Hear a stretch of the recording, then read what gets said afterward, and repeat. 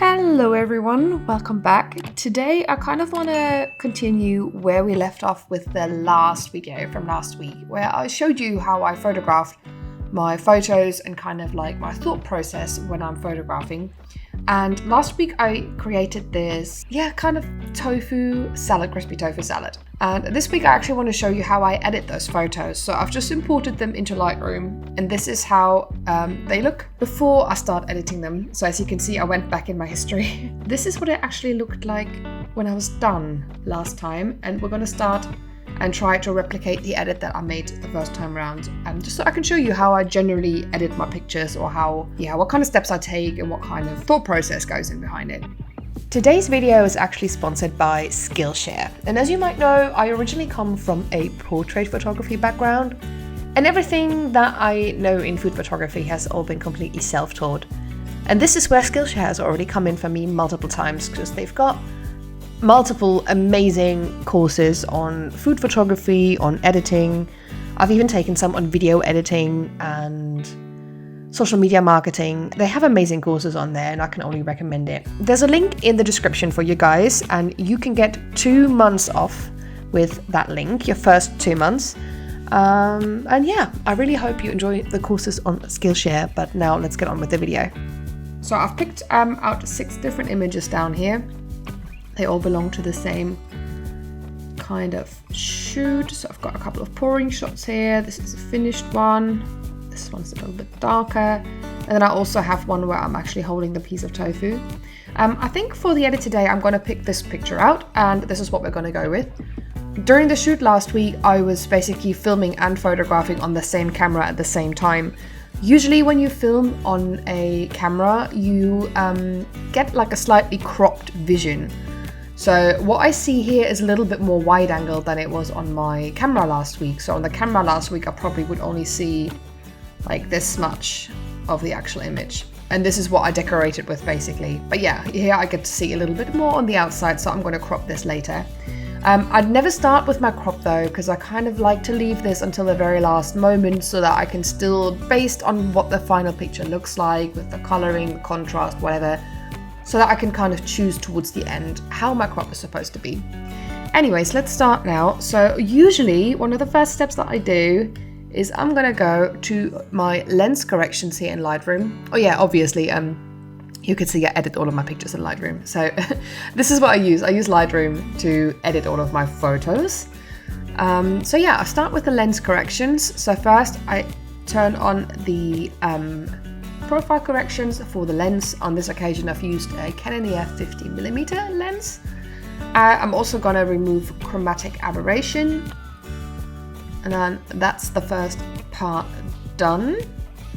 The next thing that I do is I kind of like to see how Lightroom kind of classifies my image and what kind of edits it would automatically apply to it. So often what I do is I just click onto the auto setting and I'll have a look what kind of edit Lightroom suggests for my image. Okay, I actually quite like the way that this looks. It's made it a bit brighter. It's brightened up some of the shadows, as you can see here. It's taken some of the highlights a little bit down just so that I don't have any like overly wide areas in the picture. And I'm just gonna keep this automatic setting. I'm just gonna play around with the settings from here a little bit. So I kind of feel I still have like a few very dark areas. I mean, this here is very dark, and over here this is very dark, though this might actually be like almost black. I don't know if we can brighten this much, but luckily this is not like in the main part of the image. So just gonna have a little play around. Okay, this adds a little bit more contrast. Let's make add the whites a little bit more. So I mainly focus on the actual salad because this is going to be the centerpiece of my image, and I focus on what this looks like in here. It's added a little bit of vibrance, but it's taken away a little bit of the saturation. So I'm just going to add a little bit more saturation back in. So highlights. Okay, yeah, I think it was at a good spot over here. I'm going to add in a little bit of texture just because it kind of brings out the clarity a little bit more of the image. Just maybe not so much, just a little bit. One of the main bits I like to play with when I edit my photos is the tone curve, and this is basically, you might say it's a kind of filter that I use on my images, but it's basically just a tone curve that I adjust based on my image and based on the kind of look that I'm going for. So I love playing around with this. What I usually do when I play with a tone curve is I create a couple of anchors on this curve, and these anchors I'm then moving in different directions. The first anchor I almost always add when I edit anything in here is I just anchor down the middle of this. The midtones I kind of want to stay very similar to where they are, so this is a spot that's going to stay where it is. And then I'm going to make some anchors in these quarter pieces here, and now I'm going to start moving this curve a little bit around. So at the moment, the curve that I have here is for the RGB, which means it's the overall tone curve of this image. And with sliding these anchors that I've made on here around, I can basically change the brightness and the contrast. Down here I can change the darker tones, here is the mid-tones, and up here the highlights of the image.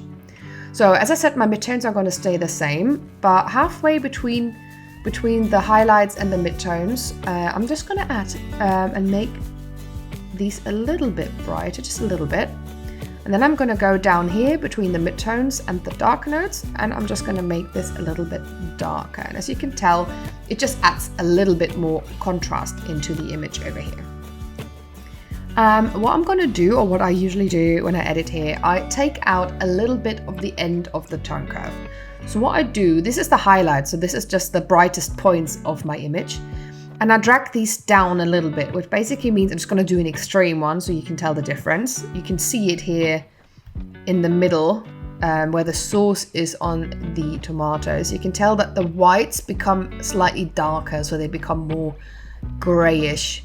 I usually just take this down a little bit. On this image, it's not that massively visible, the change that this makes. On some other images that I have, especially when I have like areas that are very bright or very white, this makes more of a difference. But for the look that I use on my images, I don't have like full on white and I don't have full on black on those images. So this is why I turn this down a little bit. And then I take my shadows here, my dark spots, and as you can tell, as I slide this up, it's becoming like a slightly more washed out, kind of faded look, and this is what I'm going for. So I usually, I adjust this based on each image that I'm editing, but I usually like to keep this maybe somewhere around here. I think this looks quite nice. Then I'm next gonna switch the channel in here. So this was the overall tone curve for all of the different colors that go with it. I'm now going to switch over to blue. On this blue tone curve, I like to start in the same way as I started on the RGB curve. So I'm just going to add these dots in here.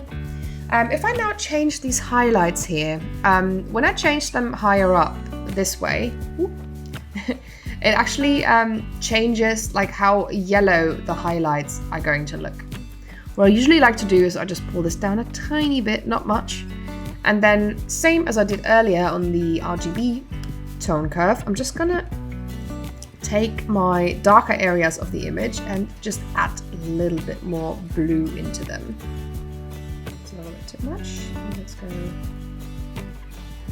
somewhere around here. Yeah, I think that looks good. So just to compare, this is what we started with over here on the left side, and this is where we are at now. Now, the next thing I'm going to do, I mean, you can use this setting up here. I actually forgot what it's called right now. The spot removal. Great. Lightroom coming to my rescue here. I use this for when I have like little items, maybe if I had something stuck here on the corner that I don't want to be there, or some little spots or a crack or sesame seed lying a bit weirdly, something like this. So this is what I would use in order to tidy this up. There's not really that much that I want to change on this image. Maybe I'm tidy up this avocado here a little bit because it's got like a couple of knife marks on it and a couple of spots. I guess this was probably pepper when I was putting it onto my salad bowl. No, don't take this from down here. Come up here. That's the better area to take the colour from. Okay. Don't want to go like overboard, like it doesn't need to look like the most amazing avocado in the world. It's still supposed to look realistic. Just tidying up little bits and bobs. For some reason this little reflection here is annoying me a little. Okay. Now we've got that done. So I don't think there's really much I want to do on this picture, but yeah, you can use this setting here in order to do that. The next thing I'm going to do is I'm actually going to use this, gosh, I'm really bad with the namings of the settings today, the adjustment brush. Luckily my Lightroom is like jumping in for me and telling me. I use this adjustment brush in order to only edit certain areas of the image. And what I want to do is I actually want to make sure that the salad bowl over here stands out the most on the image. So I'm kind of going to go in and I'll sharpen this a little bit. I add a little bit more saturation in. So first I'm just going to mark this over here. So you can tell it takes away a little bit of the saturation right now, but it's okay because I'm currently just marking the area, just making sure I've marked everything. The custom setting that I have in here is that it automatically takes down the saturation, and that actually helps me just to make sure that I've marked everything I want to mark. So I'm just gonna put this back to, yeah, maybe let's go with 1. I think that looks quite nice. And then in order to put the focus onto this bit, I'm just gonna adjust the texture of the bowl and the clarity. Sometimes I use the dehaze setting as well. It depends on what it is and what it looks like. I think we're actually okay with the dehaze. Let's just stick to that. We have a look. I'm going to do something to brighten up the shadows in the bowl a little bit more. Getting the whites a tiny bit. Highlights down a bit more. Maybe not so much. Don't want the bowl to look too dark. I think that's fine. That looks quite nice. I kind of find when you just sharpen the actual focus area on the image a little bit more, it just makes it stand out even more compared to the other things in the picture. So just to compare, this was before, this is where we're at right now. Okay, so I think next we're just going to go into the crop. I usually use a 4:5 crop for my images, so I'm just going to use the aspect ratio that's already in here. Most of my images are used on social media, so on Instagram and Facebook, etc. I find that the 4:5 always works the best, so this is what I'm sticking to. And now I'm just going to pick out how I want the cut of the image to be, and this is now where you can actually see, like, you know, where the way I shot it on my camera is, yeah, I kind of didn't see this full screen on my camera because I was filming at the same time, and on the filming setting you only see like a smaller part. So I don't know if this makes much sense, but I just wanted to tell you anyways. So I'm just gonna pick, sometimes when I do like these cuttings I change it a couple of times. Back, right, go a little bit higher.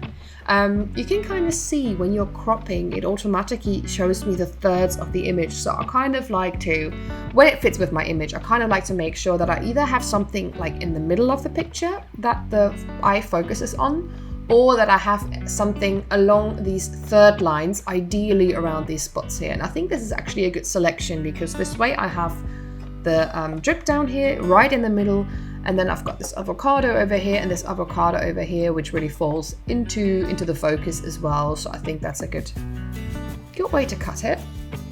Okay, there we go. One last thing that I do on my images is I add a little bit of a vignette, and this is what I can do down here in the effects. As you can tell, like my Lightroom already automatically shows me the settings that I always use. So down here, I'm just gonna pull this down. So you can see the further I pull this down, the more black comes in from the sides. I want this to be very like subtle. I think that's actually good. It again helps kind of guide the eye to look at this bowl over here first, rather than looking at anything that is going on in these four corners, by darkening up a little bit more. And I think that is pretty much it. Sometimes, depending on the image, well, as I say, like every image is a little bit different, the colors are different, the contrast is different, the way how I want to edit is different. When I use brighter backdrops, of course, that looks completely different. But I like to play with these color sliders over here, adjusting some of the colors. Maybe I could actually make this green a little less yellow. I find the avocado comes across a little yellow. So I'm just going to go into the hue down here. I find my greens, I've got them here. And here I can change what my greens look like, whether they look more yellow or whether they go more into the bluish area. So I think this is where we were before. So I'm just going to go a little bit into the bluish area just to make the avocado a little more green rather than yellow looking. And you can also go into the saturation down here, and you can make certain colors more saturated. Oh wow, that looks quite cool. But no, we're not going there today. So maybe I'll add a little bit of green. A little bit of green. Hello. Do that with the keyboard. Okay. And also maybe a little bit more red. You can see the tomatoes are changing. I love how the color of the tomato stands out against the bluish backdrop. It's really nice. A little bit of orange, I think. Yeah, the tomatoes are the main orange color as well. Maybe we make the orange hue a little bit more red. So this will be more yellow, and this is more to the red area. So just put that here. Okay, maybe a little less. I think that looks nice. So when it comes to editing, I always try to make subtle changes and not like at a time, like with every setting, rather than going like all over and changing one setting like completely and drastically. And I think this is pretty much it now. So just to compare, this was before and this one was after. And yeah. What I usually do when I have multiple images that are all like in the same setup, I then just go and I copy my settings. And what I don't copy is the crop, the spot removal, and the local adjustments, because that's very specific on each individual image, especially when, you know, certain things and locations of items in the images change, like my hand, for example, or maybe the way that I photographed the bowl, or this one picture down here where I'm holding one of the tofu pieces that's a little bit different. So I'm just going to copy everything apart from that. Then I can just go and just paste it on the other images. And apart from these local adjustments, it'll just automatically adjust the same settings on here. And this is really handy if I write blog posts, because then I can just take one edit and apply this to all of my other pictures. So you can see this picture was much darker than the other ones. So I've just applied it, but I will still have to make like some manual changes here on the side just to brighten this picture up a little bit more and make it look nice on this picture. Same goes for this one, where I'll probably have to make a few more changes because it's naturally like very dark. I photographed this a little bit too dark. But yeah, anyways, this is how I edit my photos. I thought I'll give you like a quick run through just to kind of complete from where we left off last week. I really hope you enjoyed this video. Make sure to leave some comments and likes, and let me know if you want to see more behind the scenes of my photo shoots or the way how I edit my images. And yeah, thank you so much for watching, and I'll see you in the next one.